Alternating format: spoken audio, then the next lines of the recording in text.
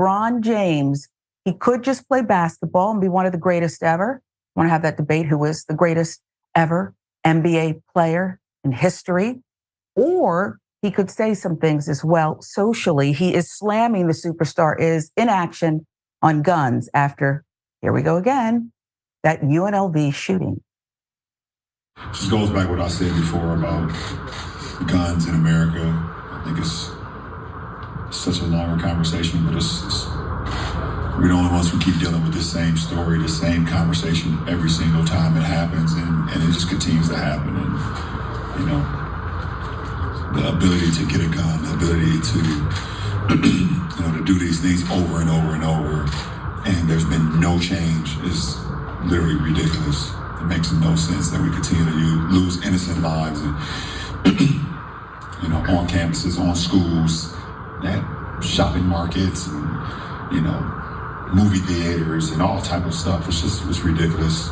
It's ridiculous. And the fact that we haven't changed anything, it's actually been a lot easier to actually be able to own a firearm.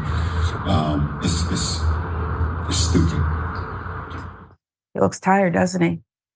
And disgusted. Okay. He's tired not from playing basketball. He can do that in his sleep and still be better than anyone. He is tired of what a lot of us are tired of. People dying in these mass shootings because there's more guns in America than there are people. Let that sink in.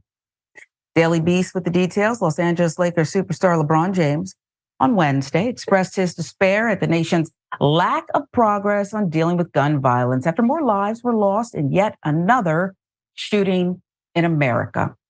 Speaking at a press conference ahead of his team in-season tournament semifinals game against the New Orleans Pelicans in Las Vegas, James was asked about the shooting at UNLV, which left 3 people dead and another wounded. Per NBC News, we do have some details here. The gunman who opened fire Wednesday on the campus of UNLV, killing those 3, wounding a 4th, had applied for a job at the school, but was not hired, according to 2 senior law enforcement officials briefed on the case. Now, the officials identified the shooter as 67-year-old Anthony Polito, was shot dead by police following a confrontation. There you see the photograph there, denied for a job, according to sources at UNLV.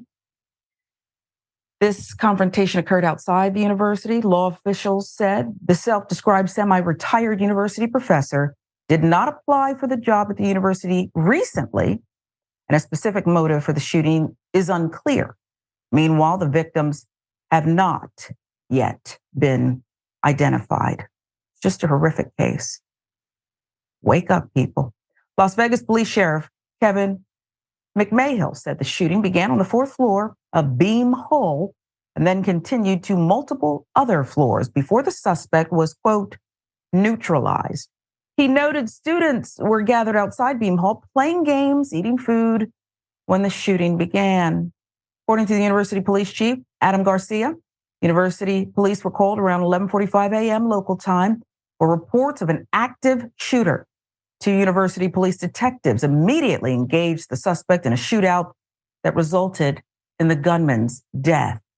Shooting comes 6 years after the deadliest mass shooting in modern U.S. history took place in Vegas at a country music festival. That was October 2017. 58 people were killed. Hundreds more were wounded.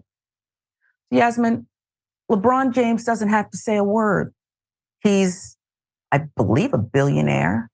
He has projects lined up for when he finally decides to stop breaking basketball records. They asked him, but there's been other times that he's just volunteered to reporters how he feels about these social issues. He's frustrated. He's angry. And like I said, he looks tired. My question to you is, even the greatest basketball player alive today saying something, is that going to even matter? Yeah, I don't think it will. It's interesting because in this country, we have celebrities and then we have politicians, and sometimes there's overlap there.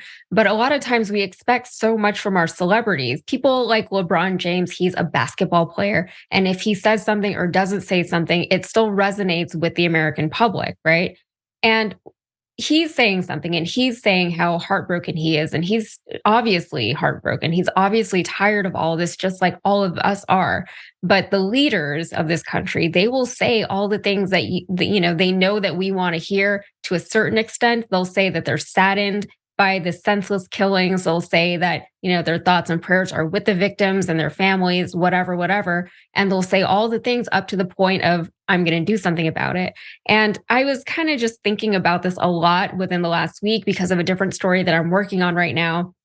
But, it's like the people at the top, they have a different sense of morality and they have a different idea of what's right and wrong, or rather what's acceptable to sacrifice for the sake of achieving a different end or a different goal. And we all know that a lot of our congressional, not Republicans, members of Congress, Democrat and Republican, I should say, we know that a lot of them they're taking money from different lobbying groups. They're beholden to different interests and things like that. And they will always prioritize those interests over the interests of the American people, even if it means that American people are dying and living in a world where we feel unsafe just going out and being around other Americans.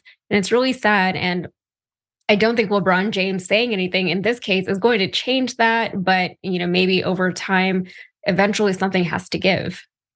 Yeah, the broader question is what could change things? Because it does seem that when these leaders take money, head off to Washington, supposedly doing the people's bidding, somehow their hearts get amputated, right? Even after every year around this time, I start thinking about Sandy Hook. And I'm ashamed to say this, but when the stories come on and they play footage of those little faces, I still have to look away all these years later. They're just sweet babies that should be here with their parents who have the real life sentence. Even after that, these people picked up and moved on the same day.